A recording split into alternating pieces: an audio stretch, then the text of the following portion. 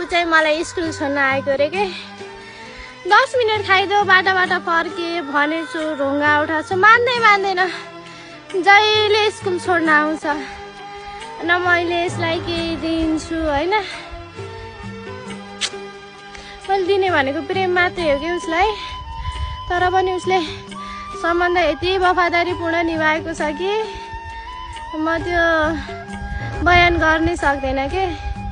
एउटा पशु कति वफादार हुन्छ कति इमान्दार हुन्छ भन्ने कुरा होइन म उसको घर बसेको 1 वर्ष भयो म राति जति बेला निस्के पनि ऊ मेरो अगाडि हुन्छ के डराउँछ भनेर पनि होला अनि मैले टाढा छ नि त हिँड्नुपर्छ अनि नआइज भन्छु कि मैले फेरि तर जहिले मलाई सोध्न आउँछ स्कुलमा पुग्दैन स्कुल भन्दा अलि ओरैबाट फर्किन्छ हो तर रमाइलो छ के जिन्दगी होइन मान्छेले प्रेम नगरे पनि पशुले चाहिँ पूर्ण रूपमा प्रेम गर्छ भाग्यमानी हो नि त म त्यहाँबाट उता जान्न किनकि त्यहाँ मेरो स्कुल छ